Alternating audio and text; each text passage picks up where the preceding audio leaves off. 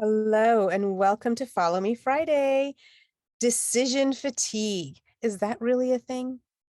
Guess what, guys? I found that out myself. I didn't really realize decision fatigue is actually a thing. Our brains, an average human, makes about 35,000 decisions a day. What? That was shocking to me. 35,000 decisions a day. It all starts off when your alarm goes off and you think, do I hit the snooze button or do I wake up? That's the first decision. Do I wake up to start the day? And then it goes on and on and on from there. So decision fatigue, there's many things that can happen. Towards the end of the day, we start to get tired and we start to take shortcuts. So in the morning, we're busting a move, trying to get through the day, doing all the things we need to do, but everything involves making a decision. Everything from the time that the alarm goes off, do I hit snooze or do I hit stop and then get up and go? It starts there all the way to, do I need to go to bed now or do I need to stay up for another 15 minutes to read something or watch a show? Whatever that is. So decision fatigue is real. What happens is, for example, 6 o'clock rolls around, guys. We start to get hangry. We did not plan what we were going to eat for dinner. We will grab the first thing that comes in front of us. And then the diet roller coaster ends. Boom. We start crashing. It's not what we planned. We were eating healthy all day, fueling our body, putting things in our body, what makes us feel good, that energizes us, that helps us have brain power, and then kaboom. 6 p.m. rolls around. I don't know what I'm going to eat. Let me roll through the drive-through. Let me roll through my pantry. Let me grab whatever I can from my refrigerator, whatever it is. Just ruined your diet. And then you're like, oh, well, I screwed up. That's decision fatigue. That's just one example. So throughout the day, we're making decisions, and each decision that we make, we're getting that much more tired. So there's a couple of things that you can do here. For me, the biggest game changer, coming back to the hangry 6 p.m. Time, my husband and I, we pre-plan our meals. We go to the grocery store. We make a list of all the things that we need. We prep the food, chop, cut, box, whatever, and I batch cook. I like to cook. I batch cook. I'll put half of it in the refrigerator for the week, and I'll freeze the other half for another week so that we can alternate, so we don't feel like we're having leftovers. I like to cook. I like to cook because A, it's healthier, it's cheaper. I know what I'm putting into my food, and I cook stuff that I like.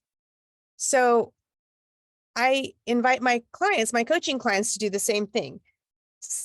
Put out about several hours in the week, in one day, just a couple of hours to grocery shop, meal plan, prep, cook, whatever. Yes, I have clients who don't like to cook. And some of these clients are ones that would roll through the drive-through. I got them off that rolling through the drive-through habit. By finding foods in the grocery store that are maybe already prepped for them and they can just throw it in the oven or throw it on the stovetop, or even foods that are pre-cooked for them, but fresh, not loaded in sodium, okay? Really trying to navigate what is better for us and what we need to do to continue to fuel our body to stay healthy and well and keep our brain power going. So working on that was a big game changer for myself and my husband, because I work during the day as a nuclear medicine technologist, and in the evenings I teach yoga and I coach my health and wellness clients. So it gets a little hard to try to cook. So batch cooking, that worked for me. So I invite you to figure out what works for you so you don't roll around to 6 o'clock and get hangry and roll through the drive-through. Not good. Now, I'm not saying eating out is bad. If you choose to eat out, that's fine, but inviting you to pre-plan what you're going to eat. So if you plan to go out to eat with your family or with some friends on the weekend or whatever, look up the menu and choose something that you're going to eat before you get to the restaurant, because decision fatigue can happen when you get to the restaurant. When you're starting to look, there's so many choices, it gets overwhelming. You might not make such a healthy choice. And then the next day you wake up feeling bloated and rolling out of bed and like, what did I do? So what I usually do is I look at the menu and decide what I'm going to order, and I stick with it because I don't have to think about it. It's one less decision to make. Another thing that we need to be doing is creating a to-do list and prioritizing what goes on our to-do list, what goes at the top and what goes at the bottom. What's the most important thing for you needs to be at the top of the list. You tackle that first thing in the morning, get it out of the way. What's on my to-do list? Well, you guys wouldn't be surprised if you hear this. My to-do list is getting my workout, my meditation, and my journaling out of the way. I walk in the morning, I journal and meditate in the morning. I actually had to move my wake up schedule so that I can get it in the day. Because I used to just think, oh, I'll get it in, I'll get it in. And then life happens and I keep pushing it to the end of the day, to the end of the day. The next thing you know, I'm lying on the couch. It's not happening. I'm tired. I am exhausted. So I would push all of that out to the side. Because it's a priority for me and my lifestyle, it's non-negotiable. I get my walk, my meditation, and my journaling in. I pushed up my wake up time. That's what worked for me. Now, some of you guys are evening workout people, afternoon workout people. That's fine. Workout, whatever that is, do what works for you, but put it into your calendar. Make it a priority, make it an appointment, block off the time so no one else can put a meeting or something on there for you. Okay. So that's a decision. When are you going to do it? Put it in there and block it off. Okay. That's just another example. So there's just things that we need to do. So we actually wake up in the morning. Are we going to hit snooze or are we going to get up? That's the first decision. Another thing is put your clothes out the night before. Put your clothes out, what you're going to wear to work or for the day the night before. One less decision to make.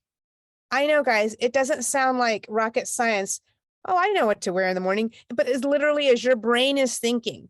So you can put the clothes and have them ready to go. You don't have to think about it. You're done. All done. So these are just a few examples of how to decrease the number of decisions that you are making that are in part of your regular routine. We all do this, guys. We all pick out our clothes, what we're going to wear. We all have dinner time, hangry time, so we can pre-plan that, okay?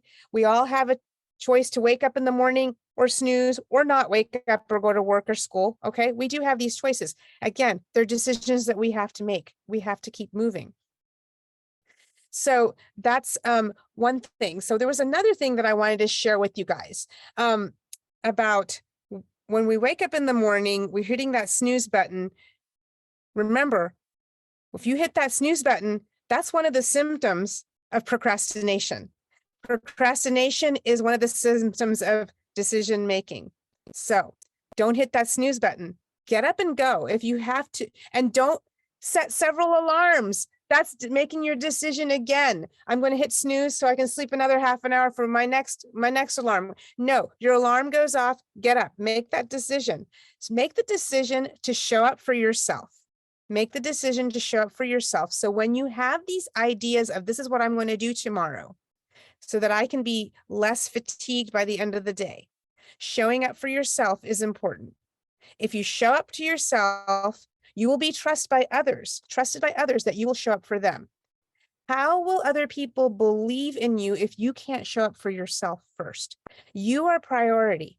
We must fill our cup up first so that we will have the energy, capacity, no brain fatigue to share the energy with others around us. So that's all I have for you guys this week. I hope you guys can make those lists, pre-plan, stick to a plan. When you do that, you're going to start to notice growth and change and getting closer to your goals. It works. I don't share stuff with you guys just because I feel like talking and sharing. I try it first and then I share. And I do the same with my yoga students and my coaching clients.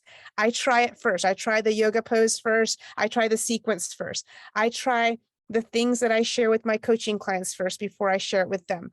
Making a decision, pre-planning, and sticking to that plan will be a game changer. I know it for a fact. Well, have a wonderful weekend, guys. Take care until next time. Please share this with someone if you know that anyone will benefit from this.